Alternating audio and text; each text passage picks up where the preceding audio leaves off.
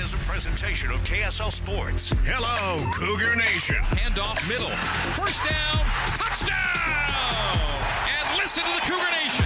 Every Monday night, we break down the Cougars' last game and look ahead to next week. Cougar Nation, brought to you by Blue Barn Wealth. Here's BYU insider Mitch Harper and Matt Baiamonte on Utah's legacy home of the Cougars, KSL News Radio.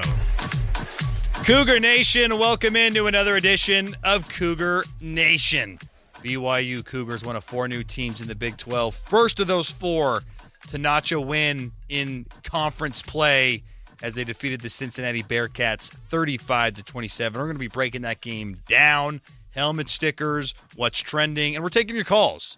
We want to hear who you guys think has been the best player on this team through the first 5 games of the year. We'll take your calls throughout this entire hour of Cougar Nation, 801-575-8255. It feels like that game was a while ago, but we're still going to break it down, Mitch. It was an important win for BYU. We got to start things off with our takeaways from that game. Cougar Nation takeaways. Mitch and Matt analyze BYU's last week of play and what it means for the next week. Again, start loading up those phone calls, 801-575-8255. You can also text us. Text BYU to 57500. Takeaway number 1, Matt, from BYU's 35-27 win over Cincinnati. As you kind of pointed out, it's the first Big 12 win. It's the first time BYU gets a conference win since 2010. You got to go back 13 years to when BYU beat New Mexico. A little bit different level of play when you're in the Big 12 conference. BYU takes down a fellow newcomer in Cincinnati.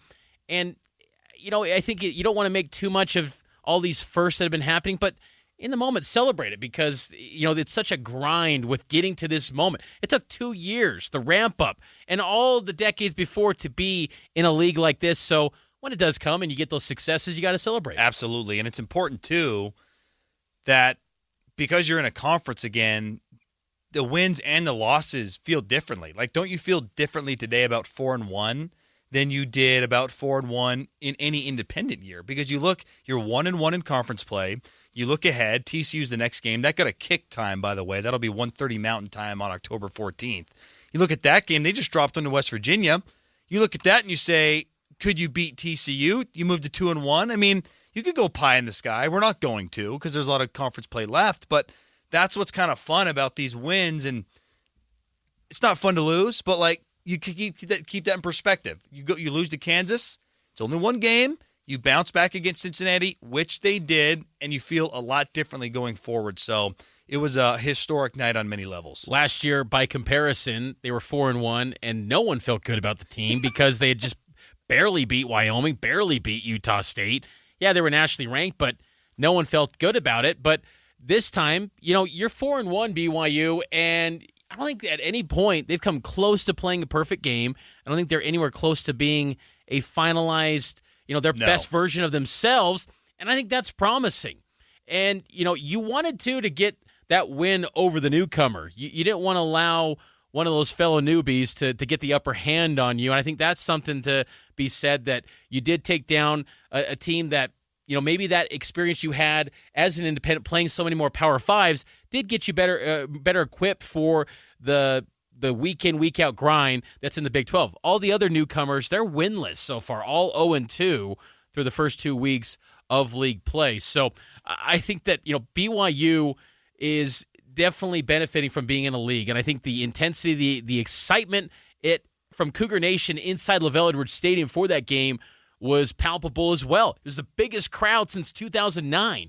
I was stunned by that, Matt. I didn't realize that there was not a crowd to that degree, that level of numbers in the seats at LES since 2009 against Utah. Not any point during independence did they have standing room only crowd. I thought that was pretty neat to hear that sort of number, 63,000 plus packed into LaVell Edwards Stadium to witness BYU get its first Big 12 win. So the fans, they're all in on this team, and I think that you just hope now they just keep getting better from here as they now head into the bye week. Before we get to our next takeaway, you can call in 801-575-8255. What are your takeaways, Cougar Nation? You can chime in.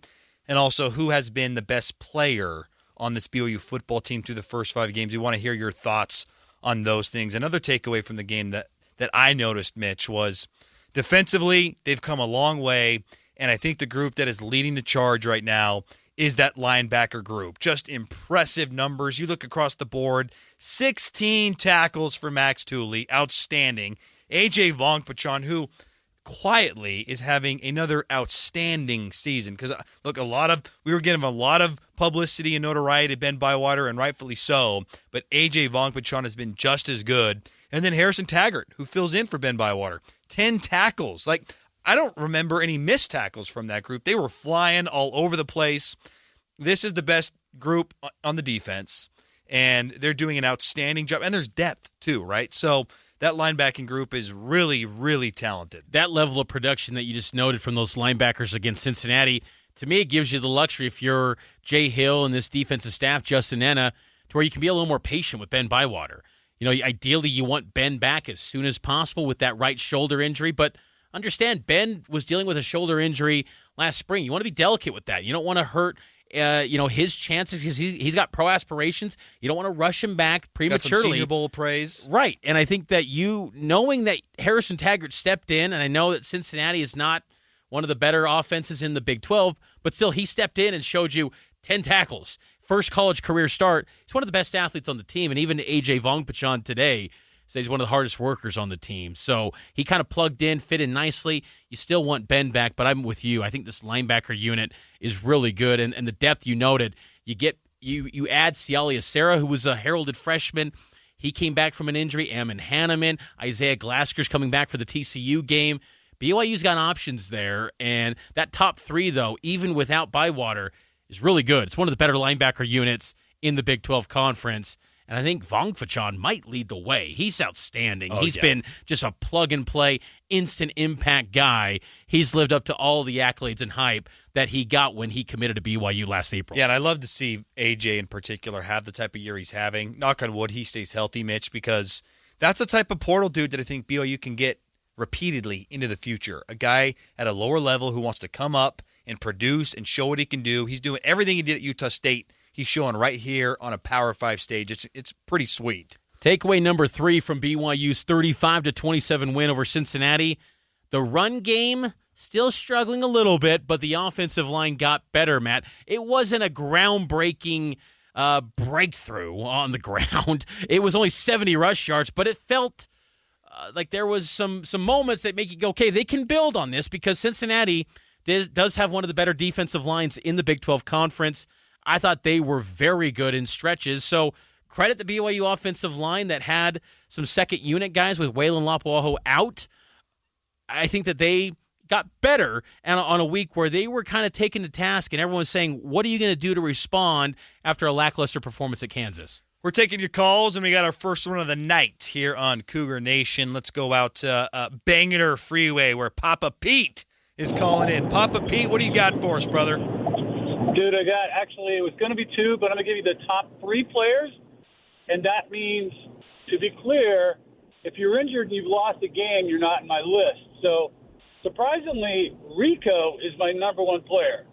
Not bad. The guy has been stones the entire season. I expect him to continue to do that. Number 2 is going to be Slovis, getting better every week. And then Chase Roberts. What a pleasant surprise. I knew he was good. I tell you what, those 3 guys, I have, of course, Bywater on there, but, of course, we lost him last week. I'm hopeful that he'll be back coming week. As a unit, no question, defense. But those are my top 3 players. I love that, Papa Pete, and thanks for the call. And look, Chase Roberts, I don't know if you listen to Cougar Sports Saturday, which we do nearly every Saturday throughout we were off last Saturday. It was kind of nice, but for 50 weeks of the year, we're doing Cougar Sports Saturday 12 to 3. We were high on Chase Roberts all year, and he's proven us to be right. He's been great. Well, and I think also when Cody Epps went into the portal for those 48 hours, it was a moment where he had to regain his place on the team and his trust from his teammates. Whereas Chase Roberts has stayed with this group. He could have went in the portal. Yep. Chase Roberts is the type of guy that he entered the portal, he would have had Power 5 interest. He's a good athlete. I think it was great for him to have that great catch from Keaton Slovis. And we'll get to that a little bit later, but he's got great speed too. Chase Roberts is a heck of a player. And Rico, I'm glad Papa Pete mentioned him because he has been a field flipper for BYU. You're talking about the average field distance starting position for BYU. They're plus 13 in terms of average, starting field position. BYU is winning that battle. And some of that's because of, takeaways. Some of it is, causing turnovers with the defense or special teams. But I love what Rico has done. He's an NFL leg. I don't know if he's going to get drafted, but I think he's going to be He'll in be a in camp. a camp for sure. Absolutely. You think about some of the great BYU punters of all time. You think about Lee Johnson from '84, Alan Boardman in the '90s. Oh, Rico's better than him. But you've had some BYU, he's up there he might be next to Lee Johnson. I Thunderfoot. think he is next to Thunderfoot. I think we might have to have that. We see Lee Johnson around. Maybe we have to have him go barefoot again, and maybe Rico maybe we can settle it sometime. There's some kickoff or something. Maybe we need that. I thought to it was interesting too in the offseason when Kelly Papinga told us that he's the best punter he's ever had. Kelly Papinga, he's not some young graduate assistant anymore. He's coached at Boise, at Virginia, at BYU. Like, he's been in the game for a minute. He thinks he's the best punter he's ever coached. I think that speaks volumes. Let's go back to the phone line for one more quick call. Tim from Provo. Who are some of your top players this season, Tim? Hey, what's up? Chase Roberts on offense for sure. He's led us in 3 of our 5 games, and Keenan Slovis has gotten better every week, obviously. And defense, Jacob Robinson. Good call. Would have been nice to have that take against Arkansas, but Eddie Heckard too. Just our whole secondary haven't given up more than 300 yards this passing this season. So, yeah. Well, thanks for the call, Tim. I think that those are great picks because this BYU team, it's nice that they have some actual star power. Yeah. I think coming into the year, you wondered, who are the key guys? They got a nice collection of talent.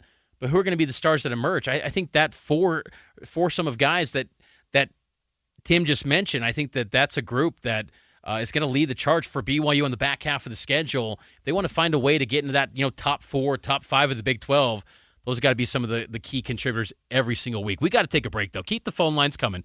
801-575-8255. Cougar Nation. A 75-yard touchdown run down the far sideline. Every Monday at 6 on KSL News Radio. No time to waste. We're taking your calls here in Cougar Nation, 801-575-8255. In Cougar Nation, it's brought to you by Blue Barn Wealth. Fee-only fiduciaries who help you live within your meaning. BlueBarnWealth.com. Let's go out to the phone line. Take another call. We want to know who your favorite's the wrong term. Who have been the best players on this BYU football team through the first 5 games. Michael, coming from the state of Texas. What do you got for us, Michael? Hey, guys. Thanks for taking my call. So a couple things. I think first, something I never thought I would say is I think BYU has the best corners in the state of Utah this year, which is kind of shocking to me. Good point. So I think those are 2 of the top ones. But what I really wanted to call about is really eat crow to my BYU friends. I was so down when we signed Keaton Slovis out of the portal. This team might be a 3-win team without Keaton Slovis. The things that this guy is doing this year with no run game, an offensive line that is up and down, definitely not close to the skill talent that we've had in past years with Zach and Jaron. And I've been to multiple games in person. His mechanics in the pocket, this is an NFL quarterback. It's unbelievable how under the radar he is flying. I think he's a top 3 quarterback in the Big 12. I really do. And to think of what he's doing and how good he's making this offense look with a lot of new faces. He doesn't even have his probably second best receiver. Hasn't played all year. I don't think we could say enough about Keaton Slovis. I really don't. I'm here to eat crow and I'm very impressed. So that's all I'd like to say. Hey, Michael, great call because you know what? I think a lot of people shared a similar thought with like you when it came to Slovis. I mean, even when I saw him officially commit to BYU last Christmas Eve, I thought, is this going to work? Right. Because this seemed like a broken man, and he has been outstanding. I think, to your point, Michael, I think BYU is probably a 1-4 team at this point. Yeah. With if they didn't, I have don't see 3 Slovis. wins without Slovis. No, I think absolutely. And you know what? When he said on the air, 3rd best Big 12 quarterback, in my head, I'm thinking, okay, Quinn Ewers 1, Dylan Gabriel, Oklahoma 2. Will Howard, K-State? No. He's kind of banged up. Chandler Morris, TCU? No. No. Maybe it is Keaton Slovis.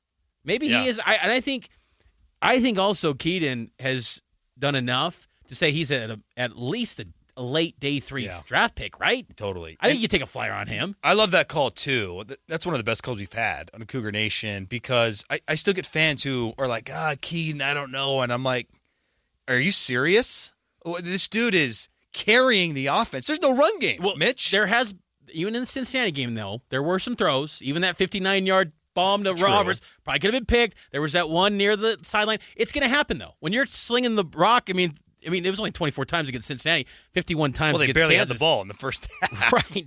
But, I mean, there's some decisions where it's like you got to clean that up, and hopefully coming into the bye and coming out of it, those sort of things get shored up. But, man, I think he's taken on the baton from Zach and Jaron where you take care of the football, you're not throwing many picks. It's putting you in a spot to where you're winning ball games. BYU's not winning pretty right now. And he's making explosive plays, too. That's the thing. That's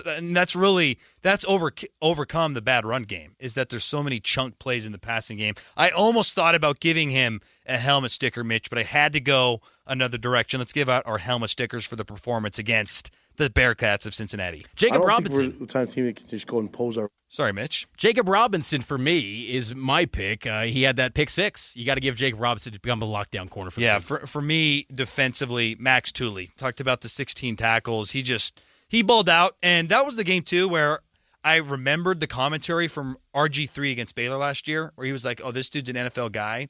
It's a game like Tooley had against the Bearcats where you see that NFL potential. Austin Riggs, long snapper. Never thought I'd say his name on this show. He gets a helmet sticker. Fumble recovery on the muff punt. Did you like the celebration at the end, too? Loved it. Little Remember the Titans. A long snapper being discussed in a positive light. That's what's amazing. Chase Roberts gets my other helmet sticker, Mitch. I just think Chase, week after week, continues to establish himself as the number 1 wide receiver target. He's got 6 grabs, 131 yards, a TD, 9 targets. He's just... The thing that I also love, too, it kind of stuck out to me in the Cincinnati game, he can do it all. Intermediate, deep, he can run after the catch. The whole route tree is at his disposal. He's a multi-tool wide receiver, and he's well on his way to having a chance to play in the NFL. That's your helmet stickers for the week. Cougar Nation brought to you by Blue Barn Wealth. Still taking your phone calls, 801-575-8255. News, traffic, and weather. And then we'll get to what's trending up and trending down with BYU football. The following is a presentation of KSL Sports. Hello, Cougar Nation. Handoff middle. First down. Touchdown. And listen to the Cougar Nation. Every Monday night, we break down the Cougars' last game and look ahead to next week. Cougar Nation, brought to you by Blue Barn Wealth. Here's BYU insider Mitch Harper and Matt Baiamonte on Utah's legacy home of the Cougars, KSL News Radio.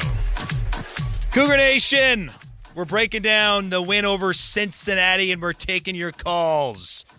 We've had some good calls today, too, and we got 30 minutes left in the show. So if you want to chime in on the win over the Bearcats or who are the best players for BYU football up until this point, you can call us at 801-575-8255. That's 801-575-TALK. Right now, Mitch, let's get into what's trending for BYU football. Let's do it. Cougar Nation, trending. What's trending up and what's trending down this football season?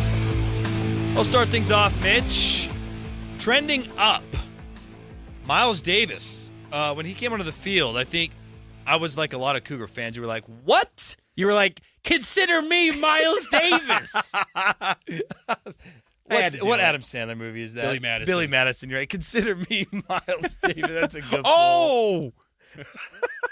That's a good pull from our childhood. Yep. It was shocking to see him because he has gotten was he even on the depth chart? No, he wasn't even on the travel roster for Arkansas. And then he emerges and he looked explosive. And you're thinking, why was this guy left for dead? Why was this guy left to not be in the mix? It doesn't make any sense. 4 carries, 17 yards, 11 yards was his longest run. And LJ has done a really nice job. Let's all remember he is a true freshman. Yeah. We can't expect him to be 1,500-yard Tyler Algier. He's done a nice job considering he's a true freshman. Miles Davis, though, had another step that I don't know that LJ has. And so if you can compliment Miles, LJ down the road, maybe get Aiden Robbins back, like, I thought it was awesome bringing him in, and it was a nice change of pace. While Aiden Robbins is injured, and hopefully they can get him back for TCU, but while he's injured, you need a second running back that can tote the rock. You know, Deion Smith's more of a receiver out of the backfield. He's kind of like that Lopini Katoa role. Yep. That's where he's best served in this offense. But I think as far as running the football between the tackles, it's LJ Martin.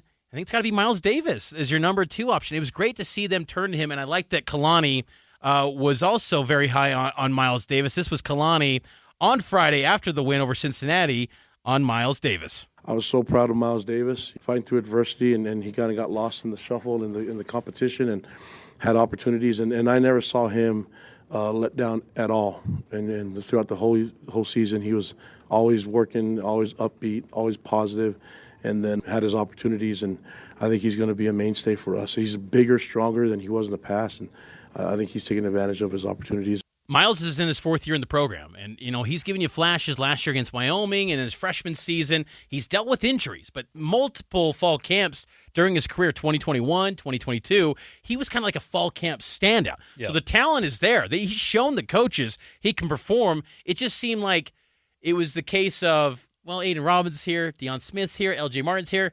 Sorry, Miles, it's not going to work out. But again, it's a lesson, too, to anyone out there on these teams. Just stay the course because injuries happen, adversity hits. Be ready for your moment. And even though it was only 17 yards, it felt like it was an impactful 17 yards. Here's my trending up. Kedon Slovis, we talked about him a lot. I just think, again, the impact he's had both on the field and off. I feel like when players talk about his leadership, I don't think they're just giving us some cliche speak. I think they really bought into him. And I think that he's kind of got this kind of cool guy aura about him where everyone just seems to be drawn to him. They like him. And he likes being at BYU. He loves it here. And I think it's just worked out so nicely. And I hope the story continues to evolve for Slovis where he becomes an NFL draft pick. And how great would that be for BYU? 3 consecutive starters at quarterback getting drafted potentially. That hasn't happened since the late 70s when you're talking about like Mark Wilson, Jim McMahon, Steve Young. It hasn't happened since then. So that would be quite the accomplishment. And I think Slovis is well on his way. And more importantly, he's making plays on the field, too. Like, I love all the leadership stuff, too. It's great. But do you do it during the game? And it's like, he only completed 13 passes, but he's over 20 yards per completion. Like, he's making chunk plays. He's making really good throws. Like, there's been a few that were questionable. We're talking 3 throws out of 150. The dude's thrown for over 1,000 yards. Like, and the first 29 minutes of the Cincinnati game, it wasn't pretty. No. And it did not look good. We would be maybe talking trending down potentially if that was a whole 60 minutes. But no, I thought Slovis, and those are the moments you want to see though, because typically in the past, when he'd have struggles early on in a game, he'd just fold like a tent and it would be over, and he'd have a multi-pick game and it would just get out of whack for him. This still is stat line: 13 of 24, 223, 2 touchdowns, 0 INTs. You'd like that completion rate a little bit better clip. Yeah, but there was a still, few dropped passes in there too. So there was a swing pass that should have been caught. If he completes 3 more passes, 16 to 24, it's not bad. I like what Slovis is bringing for BYU. What's your trending down for the Cougs? Trending down for me, and I'm getting sick of this. So this is a mini rant here from Matt Baiamonte. Can we stop getting conservative in the fourth quarter with leads? We've seen it in the last 2 wins, where these games are way closer than they need to be. It's getting ridiculous. It happened at the end of Arkansas, where you just go way backwards, and then you make a field goal that should have been 40 yards, 51, and Will Ferrell misses it, and then it opened the door for the Razorbacks. And then again, it wasn't that close. You're up 15. I get it. But, for everything we just said about Kedon Slovis, isn't this what you work for as a coach, to have a 5th-year quarterback that you trust? Let this dude throw the football one. I just believe that he would make the right decisions and that he would either get you a nail-in-the-coffin touchdown or you have a reasonable field goal. Because Will Ferrell has shown 40 yards and in, he can be trustworthy, right? Yep. And you kick a field goal, let's say everything unfolds the same against the Bearcats, but you get the field goal. Don't you feel a little differently about 38-27 than 35-27? I just feel like these things matter. beating Arkansas by double digits, beating Cincinnati by double digits, there's a little extra confidence, a little more swag in your step when you're soundly beating people. So I just don't like this conservative nature at the end of these games where it just feels like we don't want to turn the ball over, we don't want to do anything crazy. Like we've seen a myriad of plays. Like what about the pick play to Rex, where Keanu comes in, Rex goes to the sideline, that's like a guaranteed 5 yards. That's safe, and that moves the ball forward. We got to stop being so conservative that we're opening the door at the end of games for opponents. Don't let a game that you had decisively in hand get to the hands team. Yep. Don't let it get to a point where Chase Roberts needs to come up with the play on the hands team. Absolutely. Don't let that happen. I think it's a good point. My trending down is time of possession, and I know time of possession is sometimes an inflated stat where, again, BYU didn't win the time of possession, but they won the game. But I think still there were some tendencies with the defense that looked a little bit like last year where you're like, can you get off the field? They gave up a 17-play drive to Cincinnati. Cincinnati had a ton of plays, 84 to BYU's 53. Even Kalani pointed it out in the postgame that needs to get fixed. Their time of possession, 35 minutes for Cincinnati, 25 minutes for BYU. They're below 100th nationally in time of possession. You just like to see Keaton Slovis get a few more opportunities. And that's what's impressive, too, is they got 35 total points despite only having the ball for 25 minutes. Yeah, well, on that note, Mitch, I think we learned something after the Cincinnati game, and it was sort of referenced today with Kalani. Here's Kalani Sitake talking about the run game. I don't think we're the type of team that can just go and impose our will on people and try to run the ball against a team that's going to load the box. But there's different ways to execute and get points on the board and get first downs, and that's the goal for us on offense. And we learned that against Cincinnati. This is not a good running team. So this 50-50 thing that BYU's like to have done in the past, put it in the garbage can. Like 70-30. This is a much better passing team. You saw it in that second quarter when they had no choice with 36 seconds. And I thought this was a sneaky good decision by Kalani and A-Rod because they could have easily said, this half is a disaster. Let's take a knee and go to the locker room and regroup. They got aggressive. They went no huddle. It changed the game. That, to me, is the blueprint going forward. Go no huddle a lot. You don't have to do it all game long, but pick up the pace and throw the rock because that's what this team is good. Cougar Nation is brought to you by Blue Barn Wealth, fee-only fiduciaries who help you live within your meaning. BlueBarnWealth.com. Taking more of your phone calls, 801-575-8255. Taking our final timeout. We'll get a look at what's ahead for the bye week and then maybe an early look at the TCU game as well. It's Cougar Nation here on KSL News Radio. Cougar Nation. Touchdown, Cougars take the lead. Every Monday at 6 on KSL News Radio. Cougar Nation. Welcome back in every single Monday night, 6 to 7 here on KSL News Radio and KSLSports.com. We're on YouTube, the KSL Sports app. Appreciate Trevor Allen manning the stream for us every single week here, 6 to 7, so Cougar Nation can interact with us. And also subscribe to the podcast as well. It's brought to you by Blue Barn Wealth. Mitch Harper, Matt Baiamonte. Did you enjoy your conference weekend, Matt? Get a little bit of a refresher, get recharged as BYU now heads into the bye week. There is no such thing as getting refreshed or recharged with kids under 3 years old. That's fair. It does not exist. That's fair. That's true. That's a good point. I did have a delicious cinnamon roll. I mean, the egg casserole cinnamon roll combination of conference weekend is... It's not Thanksgiving level, obviously, but it is slowly working its way up. I really look forward to that. BYU 4-1, 1-1 in Big 12 play. They're taking a bye this week, and then they got TCU on October 14th. We asked the listeners out there who do they think the best players are for BYU through 5 weeks. What say you, Matt? Who do you think is the best player?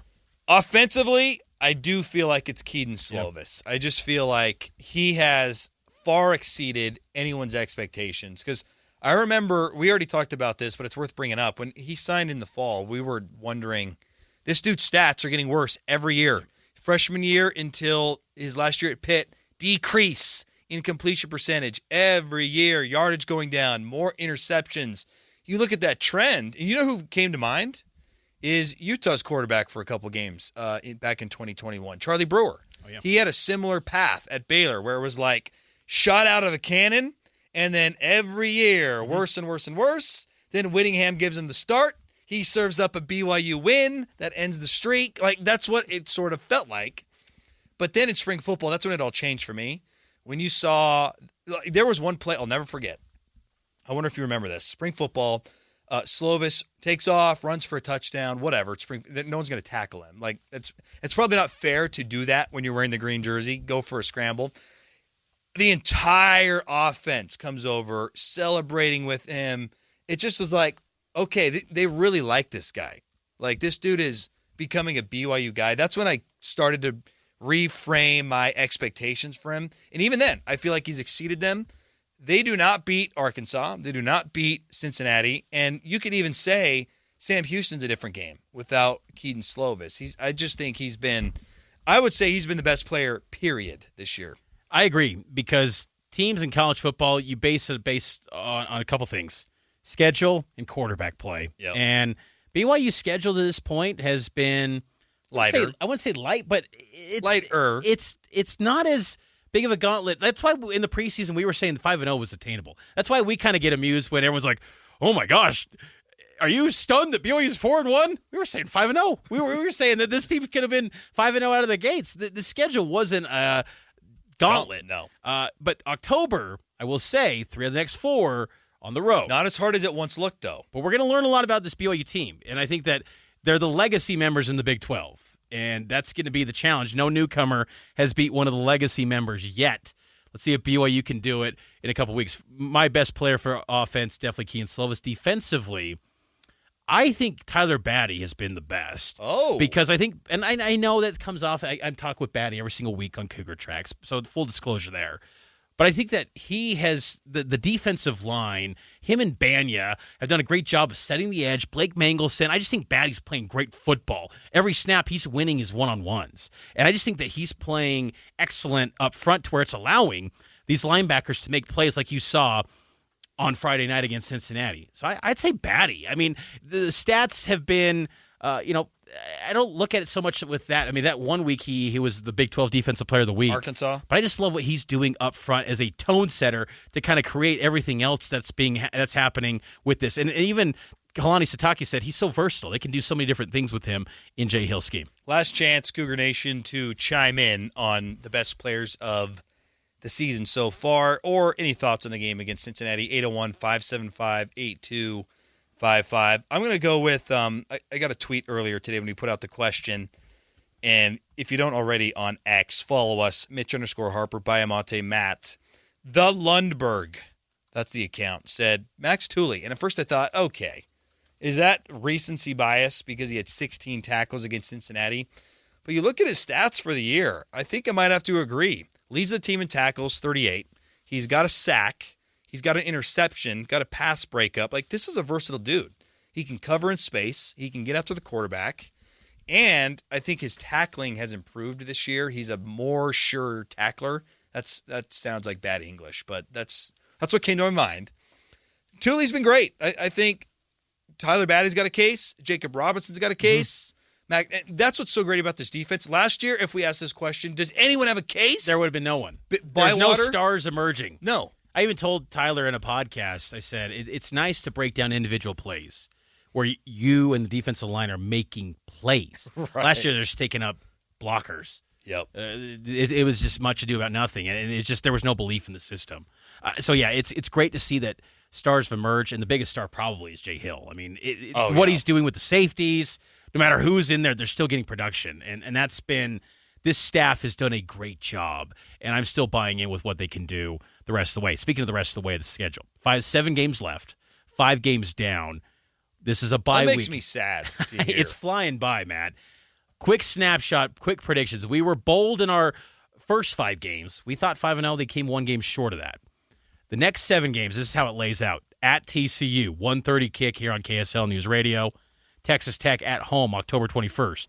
Texas, number 3 Texas, October 28th. November 4th at West Virginia. November 11th, home against Iowa State. November 18th, home against Oklahoma, is number 12 in the country. And then November 25th against Oklahoma State. What do you think BYU's record could be in those final 7? Wow, that is a loaded question. I will say I want to buy in. I want to put all my chips in. There's just too many little things that are. What's all buying in? Are you saying 7-0, man? Are you gonna get crazy here? No, buying in would be 6-1, which like 6-1. You think that's attainable here? No. With two games against Oklahoma I don't and Texas? think it's attainable, and that's not what I'm predicting. I'm just saying that's not out of the realm of possibility because that would assume you lose to Texas, you win your home games, and can you steal 2 road games? That's not crazy. I don't think it's going to happen. I think the rest of the way they're going 4-3, and they'll finish 8-4, and that's a great year. That's a great year. That'd be outstanding in year 1 in the Big 12. I'm thinking Iowa State and Oklahoma State, you're going to win. I'm feeling like Texas Tech, if you lose that game, how is that possible? Really? I mean, their season is falling apart. Their starting quarterback broke his leg, for heaven's sake. They still put up 42 this past weekend with Chuck or with Baron Morton's. Against who? Houston. Okay. Houston's maybe the worst team in the Big 12. That's fair. Okay. So when you break it down this way, it's like, can you steal one game that you're not supposed to win? And that, to me, is either West Virginia or TCU. Can you win your home games?